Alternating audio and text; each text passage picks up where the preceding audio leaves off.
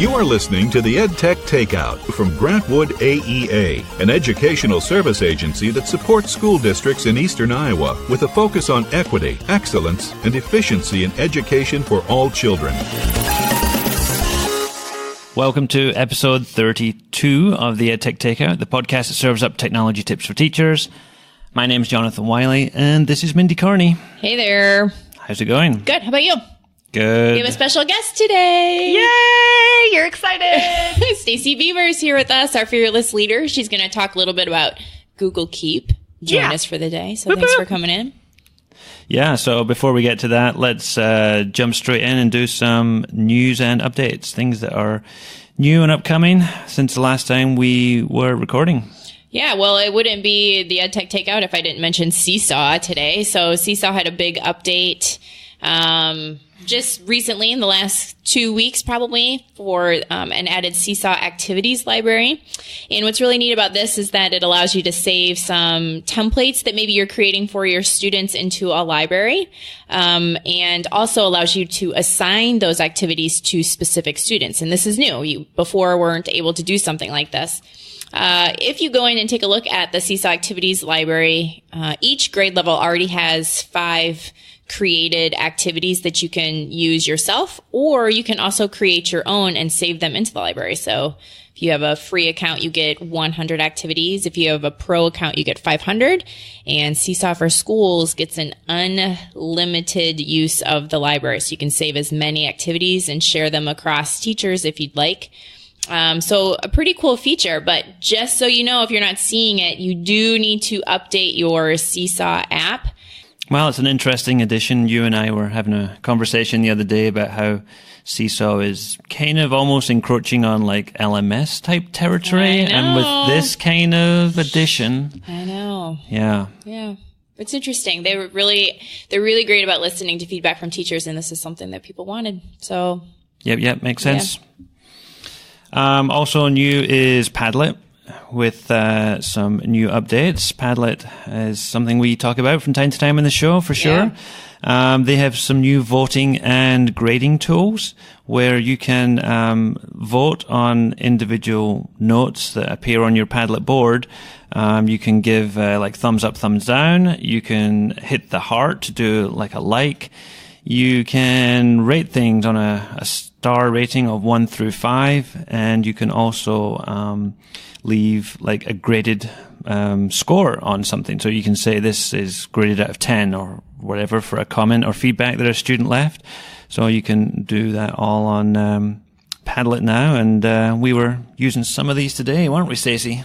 We were. We had a meeting today, and it was just a nice way to do kind of a quick KWL of what we already know about the topic and what we needed to know. And we used the hearts, which I really liked because it was able to give us a quick once over to say, hey, this is flagging something that a lot of people need to learn more about, or that we already have that background knowledge. I cannot believe how far Padlet has come since its early days. There's a lot. Just this last year. Yeah. You know? Yeah.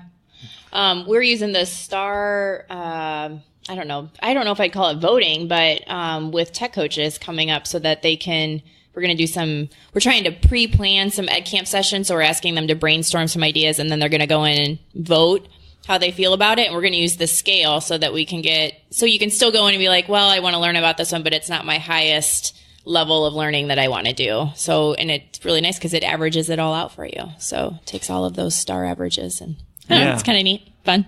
And those features are all in the free version, right? You don't even need the premium, so it's a great way to get started.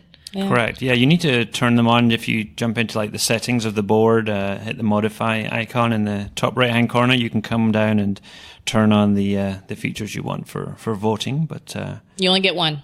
Yes. Must choose. Yes, you can't have thumbs up and likes and you can't have all of them. Grading comments and yes. I'm kind of interested to see what it looks like on the grading side. Like, how do you share the grades with the students then? It just leaves the grade right on the post. But if you go to private to grade them, if you don't want to share grades, you can have it so that it's view only, and then they can just see it. And then, but everyone can see it. Yes. could see the grades. Yes, they would. So I'll be interested. Yeah, it's an interesting I haven't one. looked at that part of it at all. So Yeah, I watched that dig into video it a bit. from Richard Byrne, and he was Yeah. talking about if you are using it as a teacher to grade things, be sure to, like you said, change the permissions on there so that students don't have editing rights to the board still, because they could change the grade. Yeah, right. So okay. I'm going to need to look at that a little bit more. Yeah. Interesting. Well, speaking of something else we need to look at a little bit more, Mindy. So last night I got an email, and you guys probably did too, from FlipGrid, and that they've added a new, a new tab, I guess, called Discovery Library. And we just had Lynn in, a couple weeks ago talking about FlipGrid and how great it is. So the nice thing about FlipGrid, this Discovery Library, is that now you can share a template that you've created or a topic. Because with those topics, if you remember, you can add like resources and things like that. So you can share that topic as a template to this library so other teachers can take it and steal it. I'm using air quotes, steal Yeah. it. Did you see my air quotes? I saw them. Yeah. Legit. Good. She air quoted. Listeners, she did air quotes, yes. So it's kind of a nice way to kind of crowdsource what people are using FlipGrid for and taking some of those things and checking it out. So I would definitely, if you haven't looked at FlipGrid, I mean, it's sweeping the nation. Sweep the nation. Well, Seesaw has a library now, and Yeah. FlipGrid has a library now, Yeah. so everyone Well- has a library. I mean, if we're going to put them, Oh, we're going to go there? we better not. Okay. We better not go there. We better not. So I did also see something for FlipGrid. It was written by a couple of people I follow on Twitter. The Educator's Guide to FlipGrid. Have you seen that, Mindy? No, I haven't. It's like a PDF ebook that these two put together, Sean Fahey and Carly Moura. I think you were looking to see how I was going to pronounce I those. did. I was waiting. I probably butchered Edge of my those seat. both, but Educator's Guide to FlipGrid, they did a really nice how-to guide that we'll link to in the show notes. If you are thinking about using FlipGrid with your teachers in your school, then this could be a good thing to circulate and give you ideas on how to get started. For sure. For sure. Yes. I guess I better do the next one on the list. Yeah, this one is not on my list of know anythings about. Okay.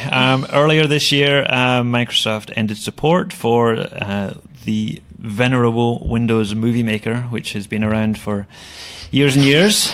I know, sniff, sniff. It was kind of the Microsoft equivalent of iMovie. I used it for a long time Oh. in my early days. I know, so no longer available to download, but they did bring some of these features back into Windows 10. If you update to the latest version of Windows 10, in the Photos app now, there's some video editing tools. And we'll link to something that will give you more information on that. But one of the nice things I liked about it when I was playing with it is just the music side is really clever, because if you put together, like, I don't know, 10 photos and a couple of videos, it will automatically make the music you choose go the exact length of your Nice. thing, and it will end at a specific point. It doesn't like fade out or anything. They just make the music do it. They add these little fillers and things. Yes, I know. There's extra music drum terms beats and for this. musical terms for this. Yeah. But we don't know what they are. It's not the ones we're using, but Fill effects or something, I don't know. But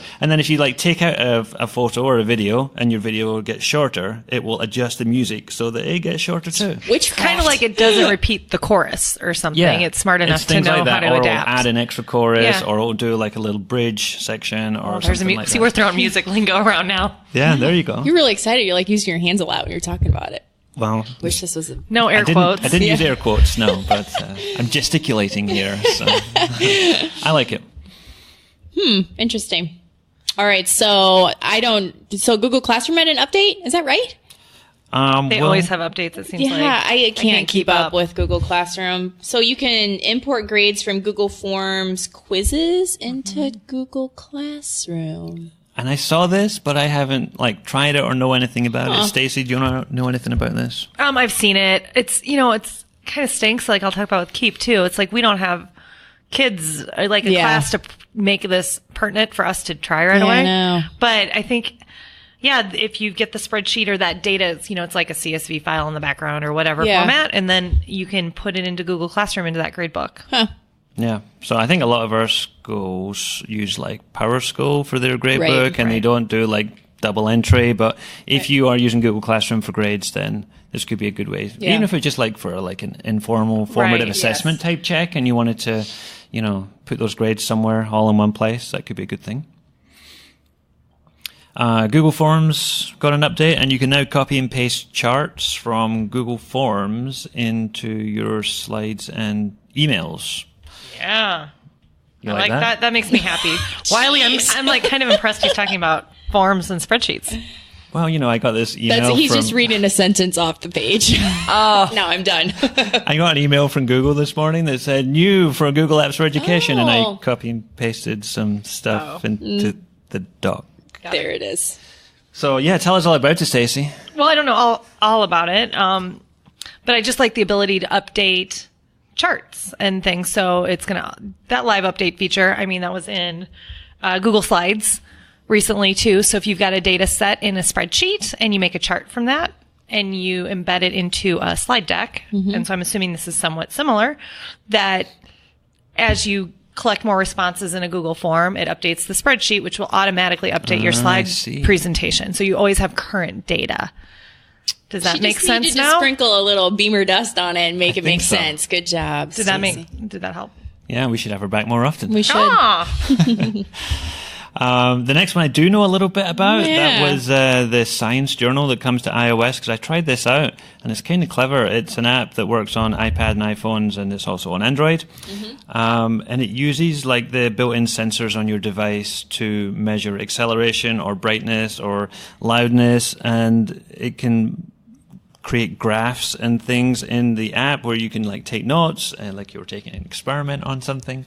So yeah, I'm waving my hands around again, bobbing my head back and forward, getting excited about science. Yes, Amber would be proud. I love science. So it's a free app. Yeah, it's called Science Journal, and it's coming to iOS. I think it's well worth a look. Yeah, it's kind of like those science probes is what it reminds me of, all built into your phone, because it's got those.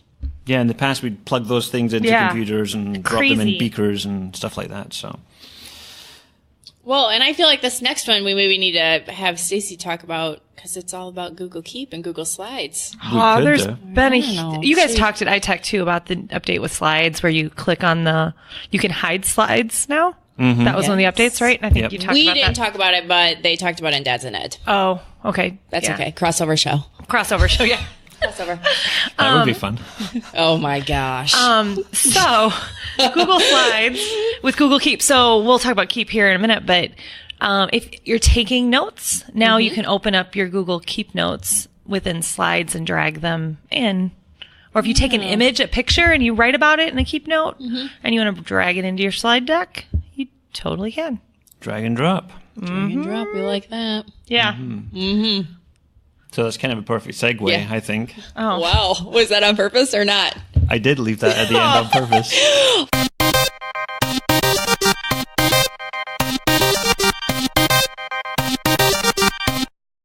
So on to the next part of the show, I guess, which is the main course served to you piping hot, Google Keep. I thought you were going to say Stacy Behmer there for a minute. Maybe. Serve it up, piping hot. Serve it out too.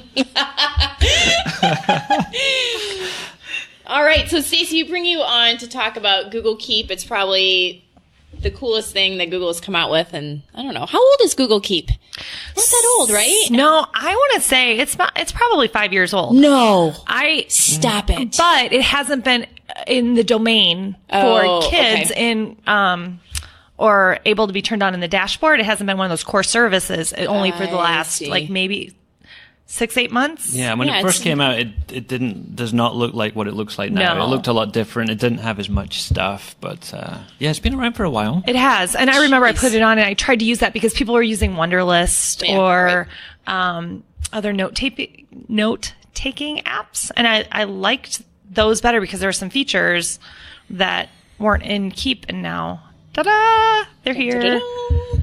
So, speaking of features, if someone has never tried Google Keep before, what kind of things can they expect to do? Well, I think, I'm going to give a shout out to Heather Callahan right now because she's a big Google Keep person, and we'll put a link to her blog. But she kind of talks about the day in her life, her blog post that's a couple months old, maybe a month old. talks about a day in my life with Google Keep. So I really started using it personally. And that's kind of how she talks about it, how she uses it personally and professionally, and how kids can use it too. So to-do lists, right? So that's how many people have a to-do list. I have sticky notes all over my desk. So it kind of digitizes that, which is just a great foundational use. I mean, when we're thinking with kids, executive functioning skills, and people say, well, why don't you have your LMS for kids to organize their tasks? But when they go out to the real world, as a grown-up, I don't have an LMS telling me what I have to do. Right. So, I mean, as we can transition. And personally, I love it because one of the reminders you can set. So you can set time reminders, and that's one of the features. So if I have a reminder, and the reminder will show up on my calendar that I have these things to do tonight. But then the example I give right now is I was refinishing my steps in my house, and I took a picture. So also part of my list, I can have images. And so I took a picture of the steps and a list of the things I thought I needed to get at Lowe's. And then instead of a time reminder, I put a location reminder. So I drive into the Lowe's parking lot and ding, ding, ding, ding. Here is everything you need to get at Lowe's. And here's a picture of the steps to show the guy in the flooring department. So yeah. Steps are now done thanks to Google Keep. So we can do text entries, we can do photos, we can do location reminders, we can do... What else can we do? What am I missing here? Do you got the photos? So you can take photos, but here's the cool thing about photos. Sing it, sister. Yeah, right? I love Google Keep. So taking photos of things, so I'm thinking as kids are walking around on a field trip, right? They can use their phone. That's one of the nice things is it's on your device, on your laptop, but also on a mobile device, the app is really similar. So if you take a photo, you can annotate on top of that photo if you want to, or you can just write on a blank note, just handwrite on it too, or annotate on a photo. But if I take a picture, it will also OCR the text.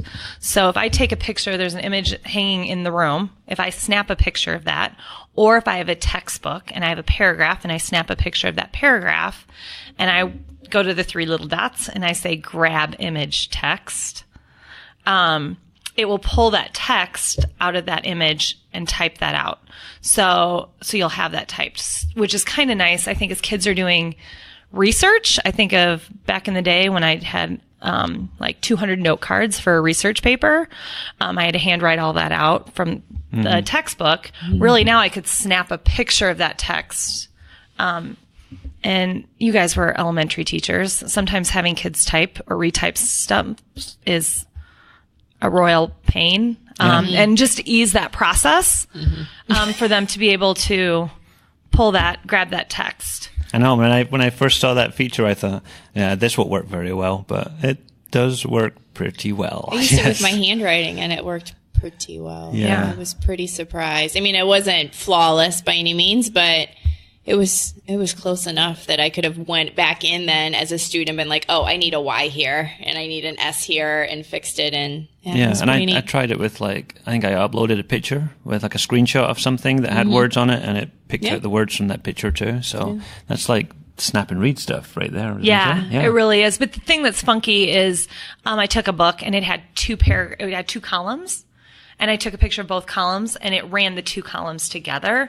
So you really have to zoom in and just take a picture of that little chunk, paragraph, chunk it, which is fine. But hey, it's a good place to start. So annotating text on your mobile device. It also will do recordings. So if you want to leave a voice message, and it will transcribe whatever note you leave. So it'll go speech to text, as well as capture an audio clip of what you said as your reminder, which is kind of cool. And I think, we said this at the beginning, but it's part of the G Suite EDU tools, but it's also it's very cross-platform now. It's available on basically any device you could want to use it on: Mac, PC, Chromebook, iPad, phones, Androids, iOS, everywhere, isn't it really? Yeah, it is. Everywhere that counts. I don't know about BlackBerry, but... We'll have to get back to you on that. Look for that in the show notes. Amber would be proud of me. I was at a conference last week and actually did kind of a little mini sketch note on Google Keep. Yeah. Did you do it on your phone or did you have a tablet? I had a tablet. Yeah. Tablet. So it's kind of cool.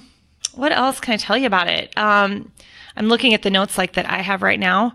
One of the things you can do is collaborate on the notes. So we're planning an event, a conference here, a literacy conference coming up next summer.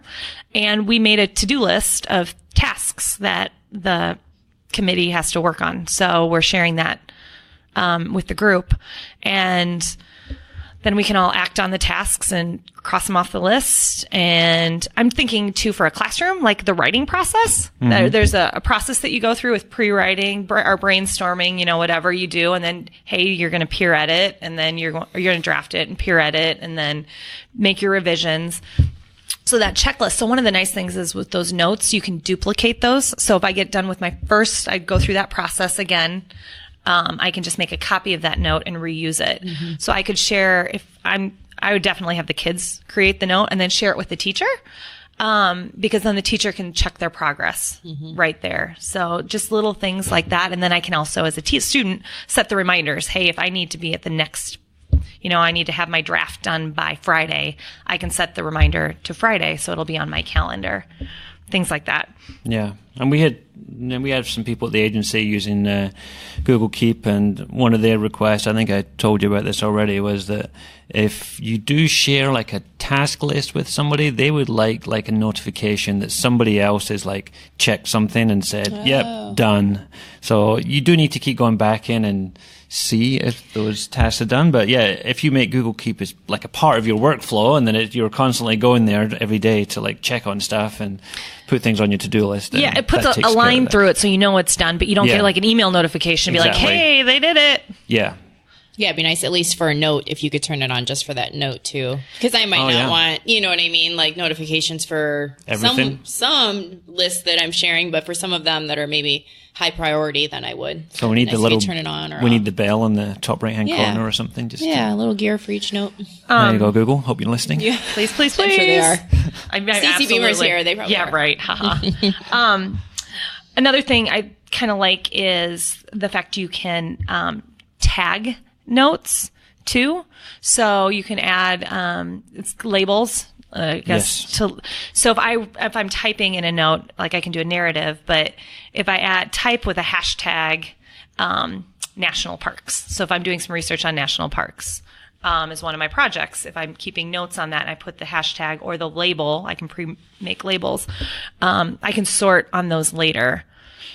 And that really helps, which is nice with the organizing and everything, because when you start using Google Keep, it's like, oh, this is nice, it's really visual, I can see my notes, but then after a while you've got like 100 notes and you're like, it's like your Google Drive all over again, right? Yeah, where the heck is anything? And you can search for stuff, and it's really good at searching through the notes for keywords and everything, but just being able to quickly sort by labels is good. It's like in Gmail, isn't it? Yep. They're listed down the left-hand side, where you just click on one and it'll filter through and I'm bring them all up. Again, sorry to interrupt, the note cards kind of thing, how kids, if you're going through that writing process in the outline, if the parts of your outline are your labels, and the reason I say that is because in Google Docs, this was an update this summer, maybe. So now if you go into Google Docs, and you can easily too, just if you already have a note, you can say send to Google Docs, and it will take everything in that note and put it into a Google Doc. It doesn't share it with everybody. If you're sharing the note, it's just for you, but you'll have to reshare the doc. But if you start in a doc and you have your outline and you have a bunch of Google Keep notes with all of your research or your images that you've captured to go into your writing, if you go into, I'm trying to look, if you go to tools, you can say Keep Notepad, and then your Keep Notepad will appear on the right-hand side. And then you can drag and drop those key notes, do the search for the topic in the outline, and then start pulling in those details into your outline for your writing. So that's like what we just talked about with slides, wasn't it? It's the same kind of thing. Same process. Yeah, drag and drop. And yeah. Eric Kurtz does a nice job, so shout out to his blog, Control-Alt-Achieve. And I'll share that with you guys for the show notes. But he talks about how teachers can use it and have their pre-populated comments and feedback based on standards. So going the other way, so if I have my feedback in a Keep Note, I can drag that over and drop it into a kiddo's writing. So it's already pre-populated for me. Yeah. Well played, Eric Kurtz. I know, right? And there's posts out there too, that you can bring in images. So I have a bunch of Bitmoji like stickers on a Keep Note. So I can add a virtual sticker or an image onto writing too. You gotta have fun. Stickers won't die. Stickers will never die. Just take new form. Yeah. Awesome. Yeah. Yeah, I think that when I used it in the sidebar as well, I think I did a demo for somebody and I was typing in it and I said, finish this doc later, and you just hit go. And then back in your Google Keep, it adds like a link to the doc you were working on inside the Google Keep note, so that, if you were looking at it in Google Keep and you're like, finish what later? And then there's a link and you click on the link, it opens up the Google Doc where you took that note. Oh, nice. Links the two together. That's so like, you used a voice command? Like, No. do the, No. So I thought you meant when you're like, I said, finish this later. I'm like, what? I'm not seeking voice commands from you? So I was just going the other way. Instead of going like from Keep and dragging it into Google Yeah. Docs, I was going from Google Docs and Docs. leaving a note into Keep. Keep, yeah. And it linked to the doc I was working on. Nice. No special I speech thought for sure involved. that's what you meant. Did you see my face? I was like, what? Yeah, I know. I didn't think it was that good, but it was good. I'm finding myself too use it more and more as I go to conferences or having just one-off like conversations with people that I'm like, oh, that's really neat. I have a Keep Note with books. Like, hey, Oh, right. their recommendations. I have a Keep Note with recipes with links. And it'll add that visual. If it's a URL, it'll actually add a little thumbnail of the website too with the link. Which I think is kind of nice because it's a little handier to get to than searching through like a Google Doc. Yeah, so the search tool is amazing with it. I like that, and I like pinning. You can, if you think about Pinterest, if there's Keep Notes or things you're currently acting on or working on, you can pin those to the top. I like the writing process, though. I think that is something really exciting. Vicki Davis just had a blog post, and I gave that link to you guys to throw in the show notes, too. So I kind of talked about the writing process with it, but I think that's what's going to be really powerful for kids too, as they're searching on the web, collecting data. There's a nice Chrome extension that will let you, if you're on a website and you highlight text and you click on the Chrome extension for Keep, it will pull the URL for the website and then take that text that you highlighted and put that into the Keep Note. So you're searching the web, you use the extension to collect your information, then go to your Keep extension? Yeah. And then, go to the doc and do your outline and then start pulling in that content. But Vicki does a nice video and Edpuzzle about how that process would look. So I'm excited that she had done that. I like that. It's kind of like what the Diigo extension Yes. does as well, where you like highlight stuff and it will take your highlights and bookmark them. But just put them somewhere else. Yeah. Yeah, I like it. Pretty powerful little tool. Yeah, and I think we still need to still continue to talk about attribution and making sure we paraphrase text and cite sources and all that. So as kids are doing their research, use something else like EasyBib or something to keep track of the citation, because it's a lot easier to pull a website over and a note into Keep. Hey, you know what it does do too? I didn't realize it. If you share it, it'll tell me like, I have a note with Josh Lyons, and it'll actually, on the note, it says it was last edited by Josh on the date. I wonder if that's new, because I just saw that notification today by someone else too, and I'm like, well, this is new. It says that Lynn Kleinmeyer has edited my list. Maybe Google's so I listening. wonder if it's a new little notification thing that just popped through. I don't know. I've never seen that before either. That's the kind of thing you see in docs and other places too. So I guess it makes sense that they bring those features over and make it cross-platform that way for everything else. What else do you want to know? Like I said, that personally and professionally, there's a lot of application. It's a really good tool for teachers and students, I guess. So, it's one of those real crossover tools that everybody can use and teachers could use to like model to students. Like, this is how I use Google Keep, and this is how, some ideas for how you could use Google Keep. So just a really versatile tool.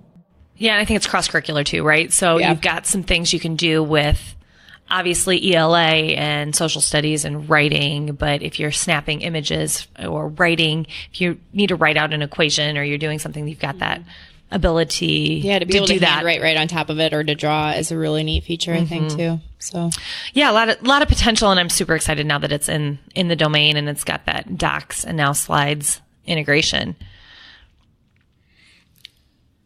Well, Are we good? are we good on Keep? I'm great on Keep. Yeah. All right. So It's if a you, keeper. Keep is a keeper. if no. you haven't tried it out, you can go to keep.google.com and maybe find it from the little waffle launcher up in the corner too. Whoa, really? What? Waffle launcher, huh? The tic-tac-toe board. The 9-die? Sure. The Rubik's Cube. Oh. The Rubik's Cube.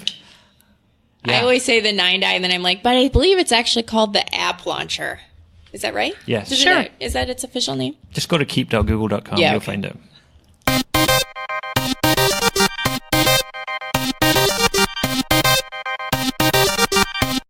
All right, on to my favorite part of the show. Up next is Tech Nuggets. Yeah, I was looking at this, Mindy, and I'm a little confused by this first one here. What is that all about? Is that a nugget, really? Well, I don't know. It could be. This is going to sound self-promotional. However, I don't think it is. Is this about Seesaw again? No, it's not. If I was getting paid for all of the Seesaw stuff, then it would be self-promotional. This is following me on Snapchat. So what I'm really trying to do is share a lot of what we do on the digital learning team through Grant Wood, and just taking little tech nuggets throughout my day and sharing those online. So it's not anything about me personally, but just kind of sharing the knowledge that I gain through my job and from working with you amazing folks. So I thought you were just being creepy. But this makes sense now. No, and it's super fun. Super fun, Stacy Behmer. So you can follow me, and I'll put my Snap code on the show notes as well. But yeah, I think people will see a lot of AR stuff if they follow your Snapchats. Is that fair? why? Because I used a dancing hot dog today. Well, not just that what the today. problem is? I often see like dancing things from Snapchat from you. You do? Well, are you following me on Snapchat? Are we friends on Snapchat? I hope not. Oh, jeez. Well, then how do you know? Yes, I do. I like the fact that you can add like your Bitmoji kind of is now automated, which I think is kind of fun, and so I use a lot of that stuff. But it's just little nuggets throughout the day, All right. little snippets. I would have to learn how to use Snapchat before I followed you on Snapchat. I Well, think if I'm you too have old for Snapchat. questions about how to use Snapchat, you let me know. But my Snapchat name is mcarney10. You can find me there. I'm adding you right now. I can't believe You don't follow me on Snapchat? This is why. Okay, fine. Oh, I love it. I just saw your recent one. Yes, I do. Never mind. Okay. All right. So, I don't know. Follow Mindy on Snapchat. Yeah. Learn a little bit about what we do every day. You won't ever see my face ever, I promise. This is a fun, like, quick way to get a tech tip. Like a little. Yeah, see? Good job. So Thank you. So you want to be the Spaces. Tony Vincent of Snapchat? Is that what you're saying? Yes. Because he does a great job on Instagram with all his little tech tips. He and things. does, yeah. So you could corner the market for Snapchat. I don't think I'll corner the market, but I would like my work to be Fun. used. Yeah? It's fun. Does that make sense? Yep, makes Yeah. sense. Check it out. All right. How do we follow that? I don't know. Impossible. I'm going to throw something out there that I keep seeing around the EdTech universe, and I only recently managed to take a look at it and see what it was. They keep sending me emails, and I keep seeing it on Twitter and other places, and I've been to conferences where they've been, and it's called Kadhim, Kiddom, which their tagline is a curriculum development, assessment, gradebook, and messaging system, which is all in one place. So Right. it's that one tool that you need, and the only one you might need, but I don't know. For the rest of your life. Yeah, maybe. It's a kind of an interesting platform where you can like build lessons for students. They have like a lesson bank that you can pull on, from CK12, from Khan Academy, from Common Lit, from different sources. PBS maybe, yeah. And you can search through and find stuff like that. You can tag stuff with standards so that if your kids are working on things, you can do kind of a standards-based grading approach if your school's into that.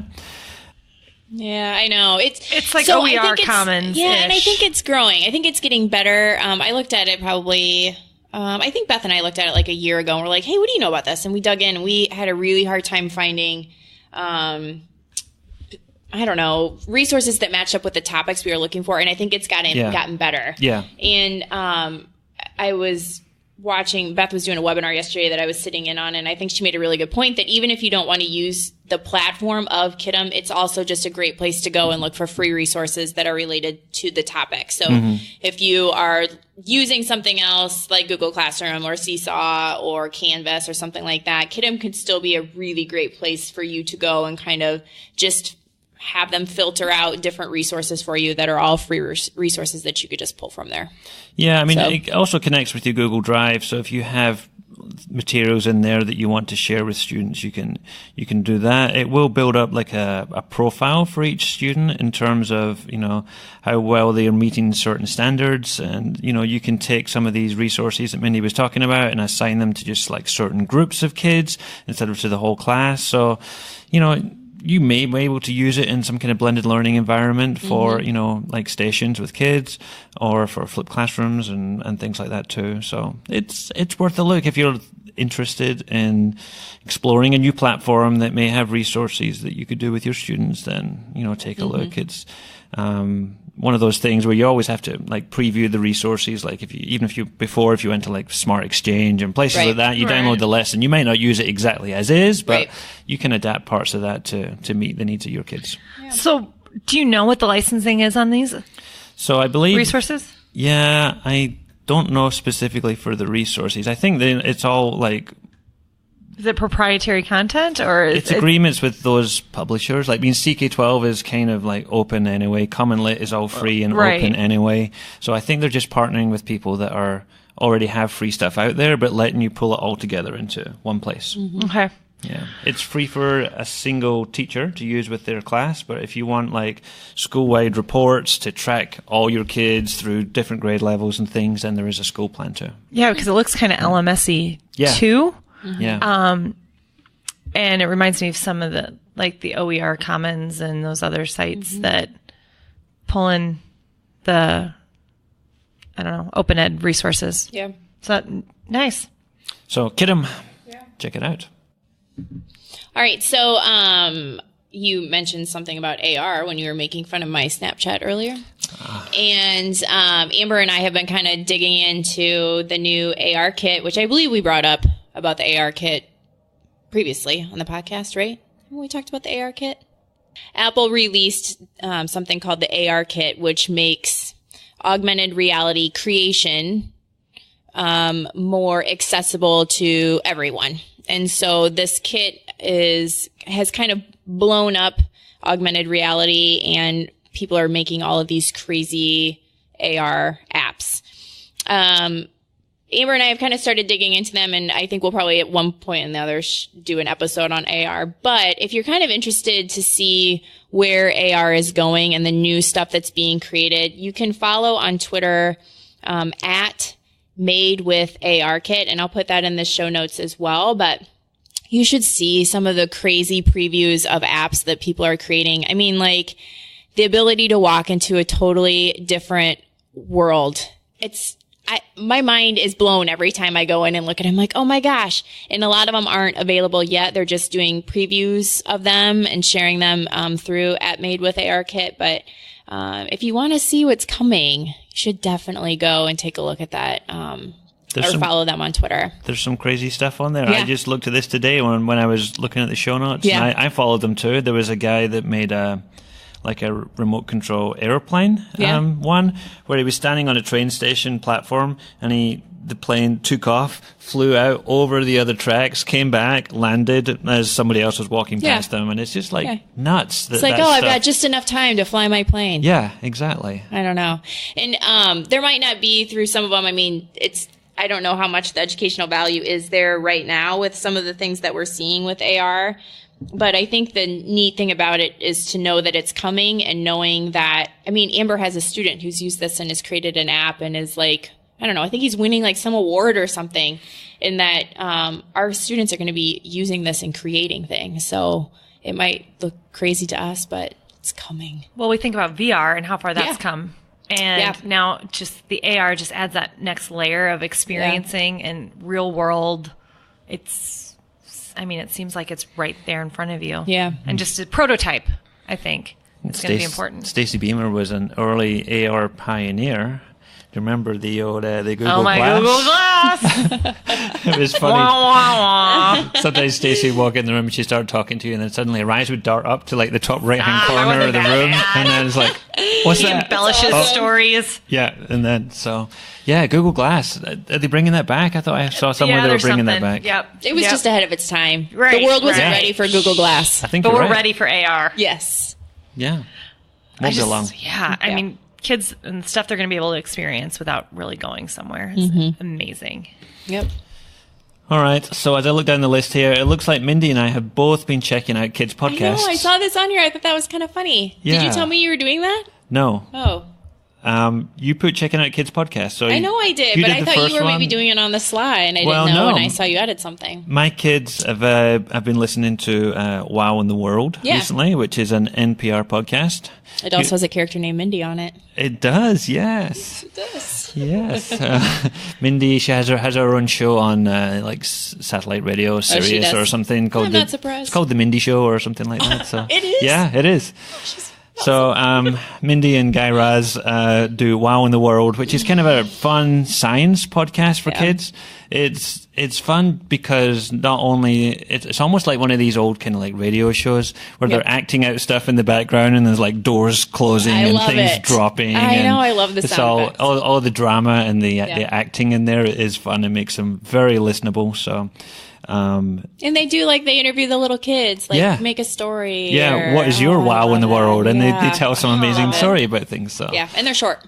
Yes, they are. So less than half an hour, and they're good for just a quick commute in the car where you stick on the podcast, and my kids love it. One of my kids is 6 and one is 10, and they both get something out of it, and they both remember stuff from it too. So cool. It's funny, it's silly, it's cool. It is high energy. It's science. Yeah, it's neat. So what was yours? Well, the one that we have been listening to in the car the last week and a half probably is The Unexplainable Disappearance of Mars Patel is the name of this. And it's obviously mystery drama for kids. I believe the age recommendation on it was 8 to 12. My kids are 6 and 8. But close enough. Close enough. I mean, I'm listening to it with them. No, it's interesting because they're very into it. So every time we get into the car, they're like, "Mom, go turn on the podcast." And it really is just about this group of kids that kind of are outcasts to the rest of the group, and something mysterious starts happening to them, and they're going up against this big bad guy and breaking all kinds of rules while they're doing it. So I had to at one point in time say, "Kids, now we know that breaking into a house is a felony, and should felony." So there are plenty of times where I roll my eyes like you do when you're watching kids movies, like, oh my gosh. But they really enjoy it, and we talk a lot about prediction, what do you think is going to happen next, or why do you think that happened?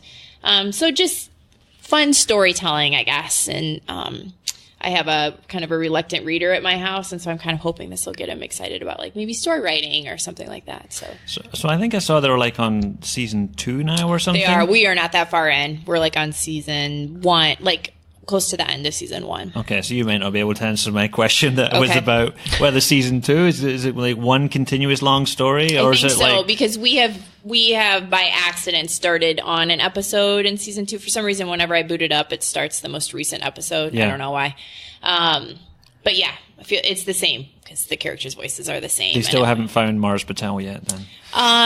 No. You should just listen to it. We shouldn't say too much, I guess. No, should I we? know. Give Spoiler too much alert. away? I don't want to give away a kid's podcast story. So my 6-year-old could listen to this. Is that what you're saying? I No mean- regrets, apart from the housebreaking Yeah, and no, stuff like that? I think it's fine. Okay. I don't. My kid don't. But yeah, we're fine. My kids are fine. My teacher brain is on right now thinking of kids. How did you did read alouds, Yeah. and novels, and there was some novels that you read with your kids Yeah. that might be outside a stretch read for them, right? So this is just a great way for them to hear a story being told. Yeah. And there are all those speaking and listening Yeah, standards. I just that we think all have the to adhere standards to. and the fact you're talking about predicting, all those Yeah. conversations that Right. we would have with kids doing read alouds, but now you can engage with them with podcasts, which might give them access to content that they might not be able to read independently themselves. We could do a podcast. Let's write a story and let's do it ourselves, and we'll come up with the sound effects in the background, and what would we need to make these sound effects? And there's a lot. I don't know. There's just so much potential and So learning much going on there. potential. Yeah, that's Yep. exciting. So there's a fiction and a non-fiction example Yeah. for you there to pick from. Yeah. Is that it then? I think that's it. That's all my nuggets for today. Okay. So that's all we have time for today. We will have links to all the resources in our show notes for this episode, which you can access at dlgwaea.org/podcast. You can send us feedback by email to podcast@gwaea.org or by finding us on social media. On Twitter, Stacy is at @sbehmer. Mindy is at Team Kearney. Our team account is at DLGWAEA. And I am at Jonathan Wiley. Mindy's also on Snapchat, apparently. It's Carney10. mcarney10. Do it. We'd like to give a big shout out to Eric Kurtz, Jen Giffen, Heather Callahan for sharing the show on social media. Stop. Did you say Eric Kurtz? I did say Eric Kurtz. I want to give a personal shout out to Eric Kurtz. Oh, come on. For calling Jonathan Wiley my sidekick. I don't know if he said sidekick. I think he did. I think Continue. I think it was co-host, wasn't it? I think he called you my co-host. Yeah, okay. Whatever. He's my favorite person right now. Don't ruin this for me. Sorry, Chad Kafka. You just got demoted. Shout out to Vicki Davis. Shout out to Vicki Cool Davis. cat Oh, teacher. sorry. I interrupted. Yeah. So yeah, that's about it. If you want to leave us a review on iTunes, Google Play Music, or the Apple Podcast app, we would very much appreciate it. Otherwise, until next time. This has been the EdTech Takeout. We hope it hit the spot. For more information on today's episode, please visit dlgwaea.org/podcast.